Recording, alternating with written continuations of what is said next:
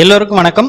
நாம இந்த வீடியோல நாம செய்யற ட்ரேடிங்க்கு எவ்வளவு டாக்ஸ் எவ்வளவு புரோக்கரேஜ் வருது அப்படின்னு தெரியாமலேயே பாத்தீங்கன்னாக்கா ஒரு சில ட்ரேடிங் பண்ணிட்டு இருக்காங்க.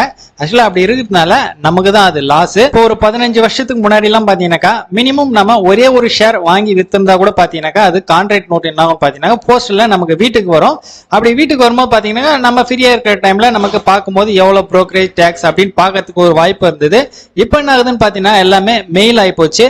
இப்போ நம்ம ஒரு ஷேர் வாங்கி வைத்தாலும் சரி, மேக்ஸிமம் எவ்வளவு வாங்கி வைத்தாலும் சரி, நமக்கு கான்ட்ராக்ட் நோட் எல்லாமே மெயிலுக்கு வந்துடுது. அதனால நம்ம இப்போ மெயில்ல நம்ம கான்ட்ராக்ட் நோட்டை செக் பண்றதை விட நம்ம லெஜரை தான் பாத்தீங்கன்னாக்கா எவ்வளவு கிரெடிட் ஆயிருக்கு எவ்வளவு டெபிட் ஆயிருக்கு அப்படின்றத நம்ம ஃபர்ஸ்ட்ல பார்ப்போம்.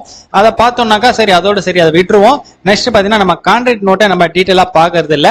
ஸோ நம்ம கான்ட்ராக்ட் நோட்டு டீட்டெயிலா பார்க்கலனாலும் பரவாயில்ல, நாம பண்ற ட்ரேடிங்க்கு நம்ம முன்கூட்டியே இவ்வளவு வேல்யூ ட்ரேடிங் பண்ணியிருக்கோம், இதுதான் பாத்தீங்கன்னா நமக்கு லாஸ் வரப்போகுது, இவ்வளவுதான் ப்ராஃபிட் வரப்போகுது அப்படின்றத நம்ம ஈஸியா கால்குலேட் பண்ணிடலாம். சோ அது எப்படி அப்படின்றத நம்ம இப்ப டீடைலா பார்க்கலாம். கான்ட்ராக்ட் நோட் பாத்தீங்கன்னா எல்லா கம்பெனிலயும் ஒரே மாதிரி இருக்காது, ஒவ்வொரு கம்பெனில ஒரு மாதிரி இருக்கும். இப்ப நம்ம ரெண்டு கம்பெனியோட கான்ட்ராக்ட் நோட் தான் நம்ம பார்க்க போறோம்.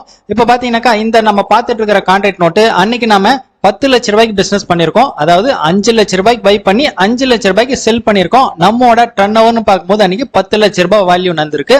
ஓகே, இப்போ அன்னைக்கு நம்ம பிசினஸ் பண்ணதுல பாத்தீங்கன்னாக்கா 1596 ரூபாய் 30 காசு வந்து லாஸ் ஆயிருக்கு. இது கூட என்னென்ன சார்ஜஸ் எல்லாம் வந்திருக்கு அப்படின்றத நம்ம பார்க்கலாம். STT அதாவது செக்யூரிட்டிஸ் டிரான்சாக்சன் சார்ஜ்னு சொல்லுவோம். இது பாத்தீங்கன்னாக்கா 129 ரூபாய் வந்திருக்கு. எவ்வளவுக்கு? 10 லட்சம் ரூபாய்க்கு. அதே போல எக்ஸ்சேஞ்ச் டிரான்சாக்சன் சார்ஜ் இது பாத்தீங்கன்னாக்கா ஒரு 35 ரூபாய் 56 காசு வந்திருக்கு. அதே போல செபி டர்ன் ஓவர் ஃபீஸ் சொல்லிட்டு ஒரு 0.51 அதாவது 51 பைசா வந்திருக்கு. ஸ்டாம்ப் டியூட்டி அப்படின்னு பார்க்கும்போது 15 ரூபாய் வந்திருக்கு. ஸோ அதர் சார்ஜஸ் வேற எதுவும் கிடையாது. இப்போ டோட்டலா பார்க்கும்போது நம்மோட லாஸ் வந்து 1596 ரூபாய் 30 காசு பிளஸ் இந்த சார்ஜஸ் எல்லாம் சேர்த்து பாத்தீங்கன்னாக்கா 1776 ரூபாய் 37 காசு வருது. இன்னொரு கம்பெனியோட கான்ட்ராக்ட் நோட் எப்படி இருக்குன்னு பாருங்க. இதுல என்ன பண்ணிருக்காங்கன்னு பாத்தீங்கன்னாக்கா இந்த கம்பெனி என்ன கம்பெனி ட்ரேட் பண்ணிருக்கோம், எவ்வளவு குவான்டிட்டி, எவ்வளவு பிரைஸ், அதாவது எவ்வளவு பிரைஸ் பை பண்ணிருக்கோம், எவ்வளவு பிரைஸ் செல் பண்ணிருக்கோம், இதுல வந்து புரோக்கரேஜ் எவ்வளவு ஆட் ஆகுது, நெக்ஸ்ட் செக்யூரிட்டி டிரான்சாக்சன் சார்ஜ் இதை மட்டும் தான் பாத்தீங்கன்னா டீடைலா போட்டிருக்காங்க. மத்த சார்ஜஸ் அதாவது SGST GST எல்லாமே பாத்தீங்கன்னாக்கா அதர் சார்ஜஸ் அப்படின்னு போட்டு இவ்வளவு அமௌண்ட் போட்டிருக்காங்க. இப்படி பார்க்கும்போது பாத்தீங்கன்னா நமக்கு கணக்கு தெளிவா இல்ல.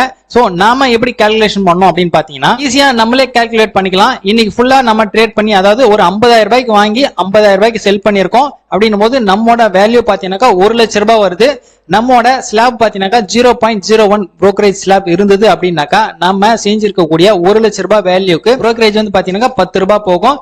பிளஸ் மீதி இருக்கிற டாக்ஸ் GST SGST இது எல்லாமே பாத்தீங்கன்னாக்கா 22 ரூபாய் 30 காசு போகும். லாஸ் 100 ரூபாய் வந்தது அப்படின்னாக்கா 132 ரூபாய் 30 காசு வந்து டெபிட் ஆகும். அதோட நம்மோட ப்ராஃபிட் 100 ரூபாய் வந்தது அப்படின்னாக்கா அந்த 100 ரூபாயில 32 ரூபாய் 30 காசு லெஸ் ஆயிட்டு நம்மோட அக்கௌண்ட்ல 67 ரூபாய் 70 காசு நிற்கும். இதை நீங்க டெய்லி கான்ட்ராக்ட் நோட் பார்த்து தான் தெரிஞ்சுக்கணும் அப்படின்னு கிடையாது. நீங்க பிசினஸ் முடிச்ச உடனே நீங்க செஞ்சிருக்கக்கூடிய வேல்யூ எவ்வளவு, அதாவது பாத்தீங்கன்னா உங்களோட டர்ன் ஓவர் எவ்வளவு ரூபாய்க்கு நீங்க பிசினஸ் பண்ணிருக்கீங்க. இப்போ 1 லட்சம் ரூபாய்க்கு நீங்க பிசினஸ் பண்ணிருக்கீங்க அப்படின்னாக்கா 32 ரூபாய் 30 காசு வந்து அடிஷனலா ஆட் பண்ணீங்க. அதாவது லாஸ் வந்தது அப்படின்னாக்கா உங்களுக்கு ப்ராஃபிட் வந்தது அப்படின்னாக்கா 32 ரூபாய் 30 காசு வந்து லெஸ் பண்ணீங்க.